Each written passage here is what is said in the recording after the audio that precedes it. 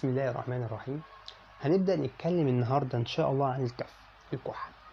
عايزين نعرف يعني إيه هي الكف، وإيه أنواعها، وكيفية علاج كل نوع، وإزاي بتحصل الكف أصلا في الجسم، وإيه هي الريسك فاكتور والعوامل التي تؤدي للكف، وإيه هي الأمراض والأدوية اللي ممكن تساعد في حدوث الكف، وهنعرف إزاي نعالجهم.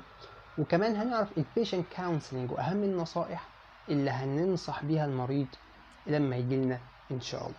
طيب تعالى نعرف بقى كده حاجة مع بعض، ونبدأ ونشوف إيه هي الكف وبتحصل إزاي. قالك عند حضرتك أدي الريسبيراتوري سيستم عند حضرتك. قالك عندنا في البرونكاي بيبقى عندنا ريسبتور أو ما تعرف بالستريتش ريسبتور، بتبقى موجود عند حضرتك هنا كده. هنا الستريتش ريسبتور موجودة. طيب احنا في الظروف العادية ما يبقاش عندنا كف، احنا عايشين سلام مفيش مشكلة عندنا. طيب لكن في الظروف غير العادية بيبدأ يحصل ايه؟ قالك بيحصل سبب ما، ايا كان هذا السبب، بيجي عند الريسبتورز دي ويروح عامل لها irritation. يبقى لسبب ما حصل irritation في هذه الريسبتور. وارد جدا يكون السبب ده يكون انفكشن، وارد جدا يكون السبب ده ان حضرتك وانت بتاكل وقاعد عمال تاكل في العنب مثلا، عنبايه تروح داخله عندك في الريسبيراتوري سيستم فتعمل لك اريتيشن. وارد يكون ديزيز معين هو اللي عمل لك اريتيشن، يكون ميوكس او بلغم موجود. بغض النظر عن الاسباب اللي هنعرفها كمان شويه، لكن هناك سبب ادى لحدوث اريتيشن في هذا الريسبتورز، في الاستريتش ريسبتور. طب الاستريتش ريسبتور حصل فيه اريتيشن، يسكت؟ انت نكشته فالريسبتور مش هيسكت، فيروح عامل ايه؟ فيبدا يبعت مسج للمضله في السي ان اس والكاف سنتر في السي ان اس في المضله، يقول له الحق انا في حد نكشني، انا في حد جه وعمل لي اريتيشن. فيروح الكاف سنتر باعت مسج ريفلكس قول له بما انك اتنكشت يلا كح، فتبدا يحصل الكح وتبدا حضرتك تكح. يبقى ده اللي بيحصل بالترتيب. يبقى اول حاجه بتحصل ان بيحصل irritation في الكاف ريسبتور او في الاستريتش ريسبتور. الاستريتش ريسبتور ما يسكتش، يروح باعت مسج للكاف سنتر في المضله يقول له الحق انا حصل لي irritation. فيبدا يبقى ده رقم 2. رقم 3 يحصل ريفلكس بقى، يروح المخ يرد بعت الرساله ويحصل ريفلكس للريسبيراتوري سيستم بتاع حضرتك اللي هو يبدا يحصل له كحه. يبقى دي 4. طيب يبقى ده كده الكحه بتحصل ازاي؟ irritation، يبعت مسج، يترد عليه بريفلكس، الرساله دي يقول له يلا كح. الكلام ده كله بيحصل في جزء من الثانيه، في جزء بسيط جدا من الثانيه. انت ما بتقعدش تاخد بالك، انت مجرد ما بتزور ولا بتشرق وانت بتاكل العنبه بتبدا تكح. فيبدا يحصل كل المسجات دي في جزء من الثانيه. طب جميل، يبقى كده بقى نقدر نقول ان الكف عباره عن ايه بقى؟ قال لك ده عباره عن ديفينس ميكانيزم.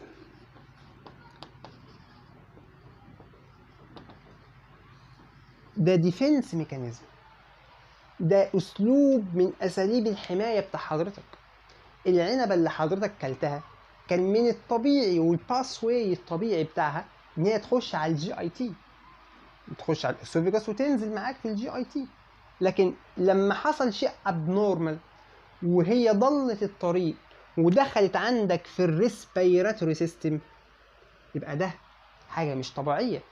يبقى الريسبيراتوري سيستم لما بص وشاف العنبه دخلت عند حضرتك هنا قال لك لا دي حاجه غريبه، ده جسم غريب، انت ايه اللي جابك هنا؟ ده مش مكانك. فيبدا يحصل القصه دي عشان حضرتك تبدا تكح وتاخد العنبايه دي وتطردها وترجعها تاني للجي اي تي، للباسوي الطبيعي بتاعها. يبقى ده ديفينس ميكانيزم، ده جزء من الحمايه بتاع حضرتك. ان جسمك بيدافع عنك، مش شرط يكون عنب. وارد جدا يكون في انفكشن حصل هنا، في ميكروب دخل، الجسم بيبدأ يدافع عنك عن طريق اللي هو بيطرد هذا الانفكشن. وارد يكون في سبيوتم، ويكون في ميوكس، ويكون في بلغم، فيبدأ الجسم يبدأ يدافع عنك وعايز يطلع هذا الجسم الغريب. ليه؟ عشان يفضل في الآخر الريسبيراتوري سيستم عندك فاضي، ما فيهوش أي حاجة abnormal، لا يكون في انفكشن ولا يكون في أكل ولا يكون في أي حاجة. يبقى هو ديفنس ميكانيزم، تقدر تقول عامل زي عامل النظافة. الكحة دي زي عامل النظافة اللي بتنظف الريسبيراتوري سيستم بتاعك من أي مشاكل. لقيت والله جسم غريب خرج دخل تخرجه، لقيت بلغم تخرجه، لقيت انفكشن تبدأ تحاول تطرده عشان تحافظ على نظافة ومكان الريسبيراتوري سيستم بتاعك. يبقى كده الكف بتاعنا هل هي حاجة وحشة ولا حاجة حلوة؟ قال لك في معظم الأحيان، في المعظم بتاعنا هي حاجة كويسة، ديفنس ميكانيزم بتدافع عنك. وإن كان الأسلوب اللي ظهر عليك وهو الكف والكحة هو مضايقك كشخص، لكن في المضمون بتاعه دي حاجة كويسة. يبقى لا تحسبوه شرا لكم بل هو خير لكم، حاجة مفيدة ليك. لكن هناك بعض الأحيان قد تكون الكحة دي حاجة مش كويسة. إمتى؟ قال لك والله ده لو مريض عنده فتاء، مريض عنده فتاء لا ممنوع عنه الكف. لو مريض لسه عامل عملية وعنده فتح وخياطة لا يبقى ممنوع عنه الكف، ما ينفعش اديله أدوية كحة. لذلك كمان شوية هنعرف إن وارد جدا يكون المريض ما عندوش كف وبديله أدوية كحة.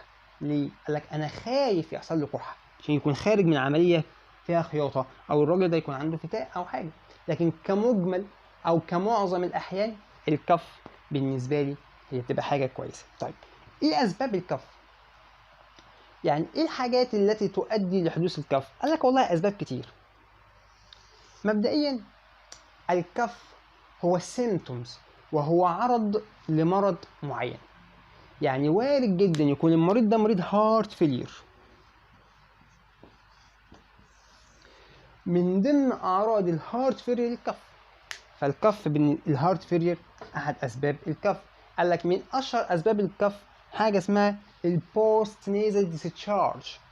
البوست نيزل ديسشارج، الناس اللي عندها التهابات في الجيوب الأنفية وبيبدأ الديسشارج يحصل له ينزل من النيزل ويبدأ ينزل عندك في الريسبيراتوري سيستم. قال لك دي من أشهر الأسباب التي تؤدي للكف. قال لك ده مش كده وبس، قال لك الأبر واللور ريسبيراتوري انفكشن. لو في انفكشن في الريسبيراتوري سيستم سواء كان ابر او لور يؤدي لحدوث الكف. قال لك كذلك لو المريض بتاع حضرتك عنده جيرت، ارتجاع،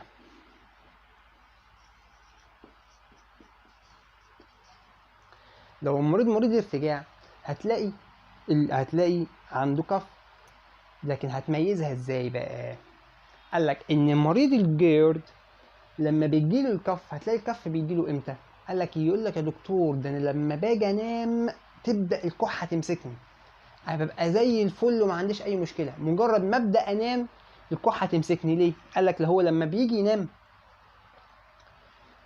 بيبقى في مستوى المسطره كده، ده جسمه.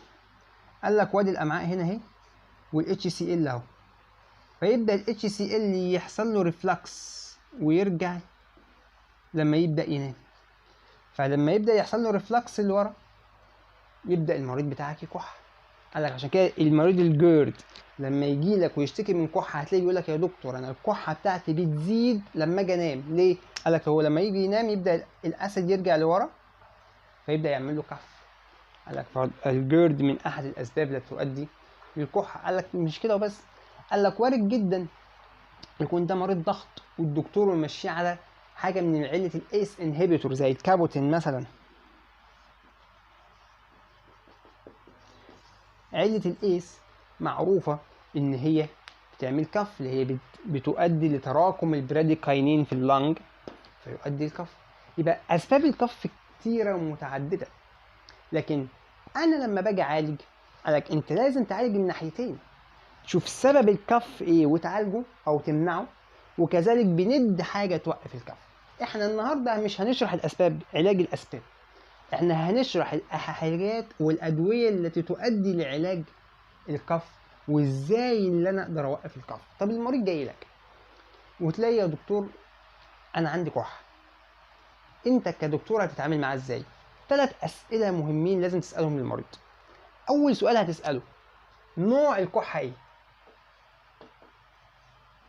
هل هي دراي كف ولا برودكتيف او ويت كف؟ كحه ناشفه ولا كحه ببلغم؟ تاني سؤال بقالك قد ايه بالكحه؟ وتالت سؤال هل الكحه بتاعت حضرتك بتزيد بالليل ولا ما بتزيدش؟ كل سؤال ليه مدلول. اول سؤال هيعرفك اذا كانت الكحه بتاعت المريض دراي ولا ويت، كحه ناشفه ولا كحه ببلغم. تاني سؤال مدتها بقالها قد ايه؟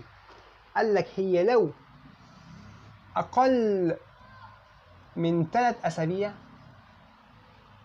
يبقى احنا بنقول عليها اكيوت، ولو هي اعلى واكتر من 8 اسابيع تبقى كرونيك، ولو هي ما بين من 3 اسابيع ل8 اسابيع تبقى سب اكيوت. ده تاني سؤال. اول سؤال نوعها ايه، تاني سؤال بقالها قد ايه عشان تعرف هي اكيوت ولا سب اكيوت ولا كرونيك، تالت سؤال بتزيد معاك بالليل ولا لا. لو قال لك بتزيد معايا بالليل يبقى اول احتمال هيجي معايا هل هو مريض جيرد ولا مش مريض جيرد. قال لك لا انا مش مريض جيرد وما عنديش ارتجاع وما عنديش قرح في المعده، تقول له تيجي في دماغك ان الهستامين بيزداد الريليز بتاعه at night، فربما يكون الهستامين ريليز وفي حساسيه هي اللي عامله الكحه. يبقى تالت سؤال هنساله ايه، هل بتزيد بالليل ولا لا. لو قال لك لا خلاص ماشي، طب بتزيد يبقى هنشك اما جيرد او هيستامين. عشان كده هنلاقي من ضمن ادويه الكف الانتي هيستامينيك. دي كانت المقدمه سريعا عن الكف. عرفنا يعني ايه كف، وعرفنا بيحصل ازاي الكف، بتحصل الميكانيزم بتاعه، وعرفنا ان هي سيلف ديفنس ميكانيزم، حاجه بتدافع عني في معظم الاحيان فهي حاجه كويسه. وعرفنا اسبابها هي قد تكون هارت فيلير، قد يكون جيرد، قد يكون ادويه معينه تؤدي للكف، قد يكون upper او lower respiratory infection، واسباب تانية كتير. قد يكون المريض سموكر مدخن، قد يكون بوست نيزل ديسشارج، قد يكون حساسيه، اسبابها كتير جدا. وعرفنا ال3 اسئله المهمين اللي هنسالهم للمريض. تعالوا بقى نشوف ازاي هنبدا نفكر ان احنا نعالج الكف، والكف دي بتتعالج ازاي. احنا عرفنا الميكانيزم، من قبل الميكانيزم تعالى نقطع الطريق بقى. احنا قلنا ان اول خطوه بيبدا يحصل هنا في الريسبتور irritation، ثم يبدا الريسبتور يبعت للكاف سنتر في المخ،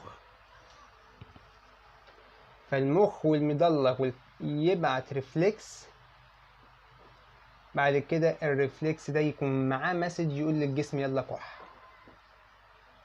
طيب تعالى بقى نفكر مع بعض ازاي نبدأ نوقف ونمنع الكحة ان هي تحصل.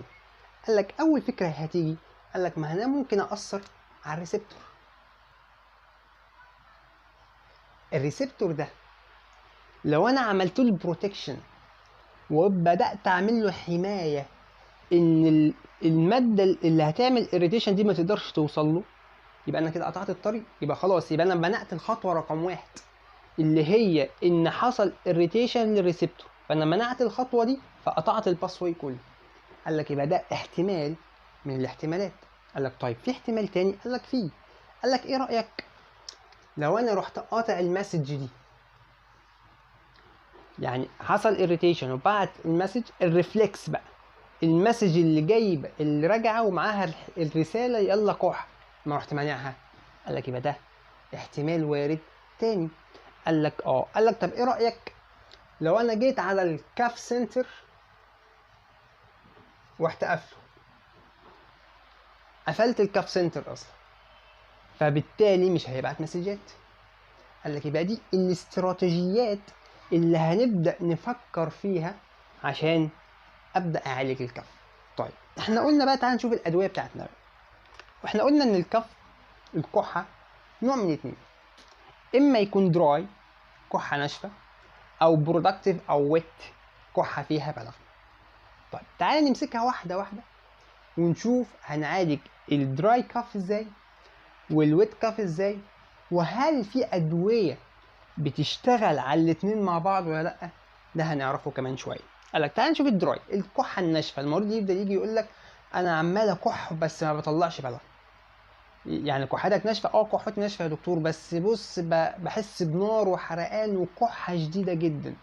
قال لك طيب، قال لك يبقى انا عشان اعالج الكحه الناشفه قال لك انا معايا استراتيجيه من اتنين، اما هشتغل على الريسبتور يبقى هشتغل بريفرال، او هشتغل سنترال على المخ من فوق، فكده هشتغل سنترال. قال لك طب تعالى نشوف الادويه اللي بتشتغل بريفرال. دواء بيبدا يشتغل هنا على الريسبتور او من غير دواء. اهم حاجه واول حاجه هتقولها للمريض، ودي هنضيفها في الكونسلنج، هتقول له الستيم، بخار الميه. بخار الميه ليه مفعول قوي جدا في موضوع ان هو يبدا يهدي الكف والدراي كف عندنا. ازاي؟ قال لك بص، احنا بنقول للمريض هات ميه مغليه او ميه بتغلي، بتطلع الفيبر بتاعها، يبدا يستنشق هذا الفيبر. بخار الميه اللي داخل ده بيعمل ايه؟ قال لك بيجي عند الستريتش ريسبتور او عند الريسبتورز اللي هي بيحصل لها اريتيشن دي، وبيعمل عليها لاير خارجيه كده، تقدر تقول هو بيغلف الريسبتور. فبالتالي ادي الريسبتور عندك اهي، وحضرتك شميت بخار الميه، بخار الميه راح جاي عام هنا كده، راح مغلف الريسبتور. طيب جه بقى السبب اللي هيقدر يعمل لك اريتيشن لهذا الريسبتور، لقى فيه لاير حاميه الريسبتور ما قدرش يوصل، فبالتالي قطعنا الباسوي. دي اول حاجه. تاني حاجه قال لك ان بخار الميه اللي حضرتك عمال تستنشقه ده بيعمل ايه؟ بيبقى ليه ديمالسنت اكشن، ملطف لهذه المنطقه، فبالتالي بيهدي من الكحه معاك. يبقى اول حاجه من الادويه اللي بتشتغل على الدراي كاف وملهاش دعوه بالمخ خالص هي حاجه ناتشرال، حاجه طبيعيه، هي الستيم، بخار الميه. فبخار الميه بنستنشقه فبيعمل حاجتين، هو ليه ديمالسنت اكشن، وبالتالي هو كمان بيقدر يعمل بروتكتيف لير على الريسبتور. قال لك ده واحد. قال لك طب اتنين. قال لك اتنين بقى، بما قلنا الديمالسنت يبقى اي حاجه ديمالسنت، اي حاجه ديمالسنت تقدر تشتغل معاك. ازاي؟ قال لك مثلا عندك حضرتك العرقسوس، الليكوريج ليه ديمالسنت اكشن، يبدا يهدي ويلطف الدنيا في الريسبيراتوري سيستم. قال لك يبقى عندك اول حاجه ايه؟ الليكوريج. قال لك مش الليكوريج وبس، قال لك عندك حضرتك عسل النحل ليه ديمالسنت اكشن، وهو كمان يقدر يعمل بروتكتيف لاير. وهتلاقي ادويه كتيره في السوق فيها عسل النحل، زي حاجه مثلا اسمها السينادراي، هتلاقيها موجود فيها عسل النحل برضو ايه كديمالسنت اكشن. قال لك ده مش كده وبس، قال لك عند حضرتك اقراص الاستحلاب اللي موجوده في الصيدليه ما هي ديمالسنت، فبالتالي نقدر نستخدمها في موضوع الدراي كاف. يبقى اي حاجه ليها ديمالسنت اكشن نقدر نستخدمها في الدراي كاف. يبقى قلنا اول حاجه الستيم، تاني حاجه اي ماده ليها ديمالسنت اكشن، تالت حاجه وهي ماده اسمها البنزونيتات. البنزوناتات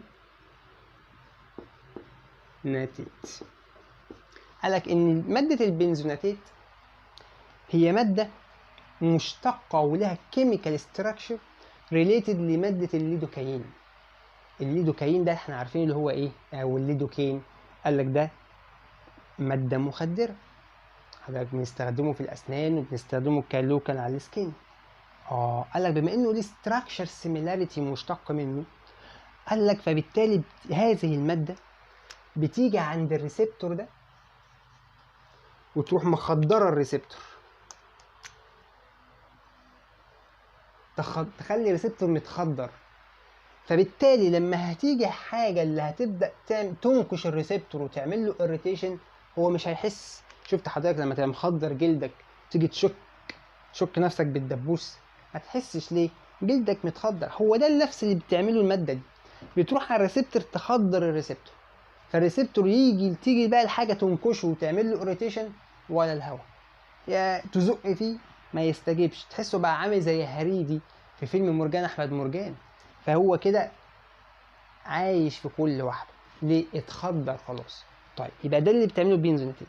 يبقى احنا كده اشتغلنا على الدراي كاف من بعيد عن المخ خالص. اما خدرنا الريسبتور بالبنزونيتيد، او عملنا ديمالسنت اكشن سواء بالليكوريج او بالعسل او بالاستحلاب، او عملنا استنشاق للبخار الميه اللي هو ليه ديمالسنت اكشن، وفي نفس الوقت بيعمل بروتكتيف لاير عن ايه، عن المنطقه دي.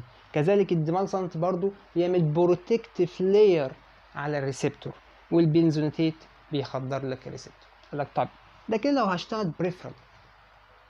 طب تعالى بقى نشوف الادويه اللي بتشتغل سنترال بقى، اللي هي بتشتغل على المخ من فوق. قال لك اول حاجه اكتشفناها زمان من الادويه اللي كانت بتشتغل سنترال دي، قال لك كان المورفين اللي هو البين كيلر. قال لك كان ليه القدره ان هو يعمل سبريشن للكاف ريسبتور سنترال، لكن اكيد مش عشان المريض عنده حب كحه اديله مورفين. بعد كده اكتشفوا ماده مشتقه منه اسمها الهيروين، برضو بعد فتره قدروا يعرفوا هي بتستخدم ابيوز وفي الادكشن، فبالتالي برضو مش هدي المريض هيروين عشان اخليه اعالج الكحه. فبدأنا بقى ايه نشوف والله ان الادويه دي هنشتق منها مواد اقل في موضوع الادكشن ده، فطلعنا ماده اسمها الكودايين. الكودايين وهي مشتقه من المورفين والهيروين، لكن هي اقل في موضوع الادكشن، فبتروح تعمل انهبيشن للكاف سنتر ده، فبالتالي مفيش كحه هتحصل، احنا قطعنا الباسوي. طيب جميل، لكن بعد كده الناس قدرت تعرف ان الكودايين ده مشتق من المورفين، بل قد يكون يتحول جوه الجسم المورفين اصلا، فبالتالي في الهاي دوز فتلاقي المريض عمل دماغ. لذلك هتلاقي المرضى عرفت ان مادة الكودايين دي بتعمل ايه، بتعمل دماغ. فهتلاقيه داخل لك كده، هتلاقي المريض ده داخل لك الصيدليه هتلاقيه واخدها كده وسفها كلها مره واحده، فالكودايين كله يطلع مره واحده بهاي دوز على المخ، وارد جدا يتحول منه جزء المورفين وهيعمل له ايوفوريا عاليه جدا. الكودايين اللي موجود ده بيشتغل سنترال.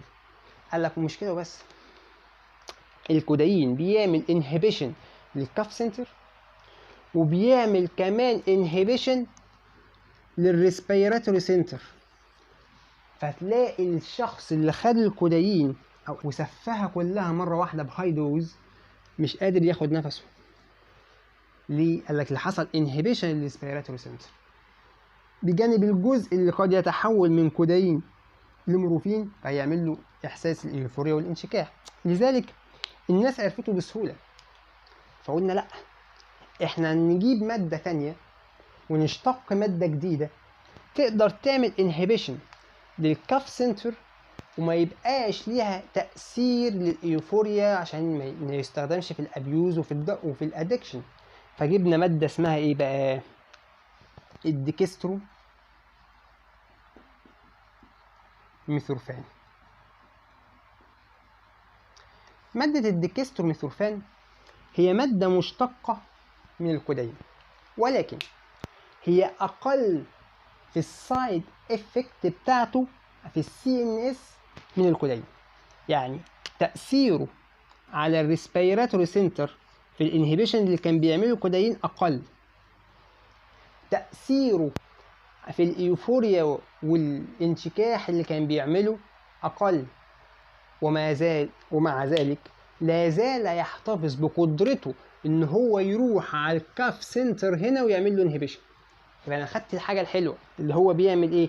قالك يروح يعمل انهبيشن للكاف سنتر، وأقل في الريسبيراتوري سنتر إيه؟ ديبريشن، المشكلة اللي كانت بتحصل لي، وأقل في الأدكشن. قالك ومع ذلك ما سلمناش منه. ليه؟ قالك إن في الهاي دوز الديكستروميثورفان هيبدأ يعمل برضو ايوفوريا ويعمل مشاكل في الريسبيراتوري سنتر. فتلاقي المريض دخل كده، دخل لك برضو بالليل بعد الساعة 12 ودخل بيسلم عليك بقلب جامد، وزيك يا دكتور وحشني وزي الفل وعامل ايه؟ علبة توسكان بعد اذنك يا دكتور. تقول له لا والله مش موجود للأسف. يقول لك طيب ماشي يا دكتور مفيش مشكلة، اديني واحدة برونكوفين. تقول له لا والله مش موجود. هو المريض عارف المادة بالبدايل بتاعتها أكتر منك. ليه؟ قال لك لأن هو دخل في مرحلة الإدمان، بقى ياخد الإزازة يفتحها يشربها كلها على بق واحد. ليه؟ عشان يقدر يوصل للإحساس الانشكاح والإيفوريا لو عايز يوصل له. يبقى ده ما بيستخدموش عشان الكف، ده بيستخدمه كدراج أبيوزر، ده ملناش دعوة بيه. فلازم تبقى عارف الدواء اللي حضرتك بتخرجه هتخرجه لمين، وهل المريض ده هيستخدمه في الكف ولا يستخدمه في حاجة تانية غير مشروعة كذلك. يبقى احنا كده عرفنا أدوية السنترال. قلنا فيه الكودايين وده كان بيعمل مشاكل، وبرضه كان مع الكودايين حاجة اسمها الفولكودين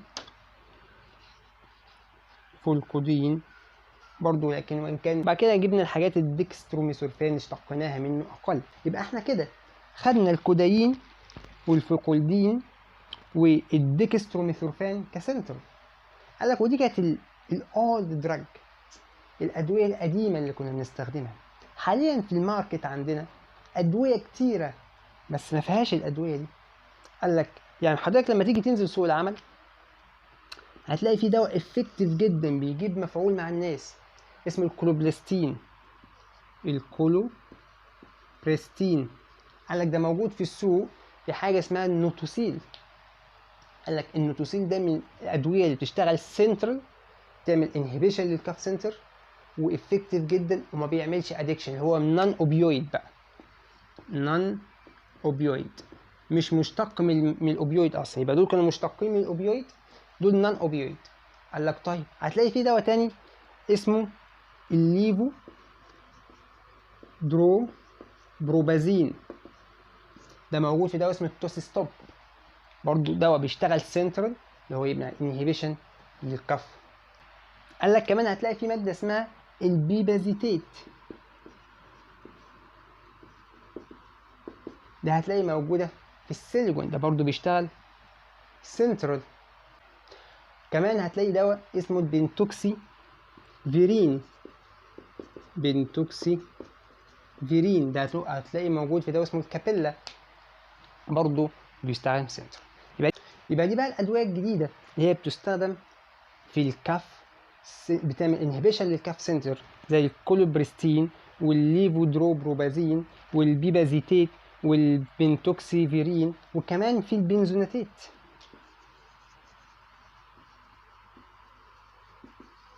مادة البنزوناتيت بتشتغل برضو سنترال، اللي هي بتقلل الكاف سنتر. لكن نفتكر ان البنزوناتيت دي خدناها من شوية فين؟ في البريفرال. يبقى هي بتشتغل ايه؟ بالديوال ميكانيزم. هي بتشتغل بريفرال عن طريق هي بتخدر الريسبتور، وبتشتغل سنترال عن طريق هي بتعمل انهبيشن للكاف سنتر. يبقى دي ادويه الدراي كاف. يبقى نقول تاني ادويه الدراي في منها بيشتغل سنترال، في منها بيشتغل بريفرال. قلنا البريفرال الحاجات اللي بتعمل ديمالسنت اكشن والستيم والبنزوناتيت. اما ادويه بتشتغل سنترال قسمناها لشقين، ان حاجات مشتقه من الاوبيويد وحاجات نون اوبيويد.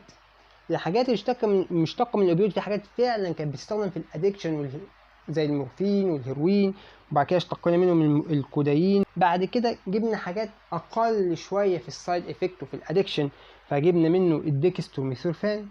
بعد كده اشتقينا حاجات جديده وهي الماليه السوق دلوقتي، زي بقى ايه الكولوبريستين والليفيدروبروبازين والبنزونيتيت والبنتوكسيفيرين. قال لك تعالى بقى نشوف الويت كف وازاي بنعالج الويت كف.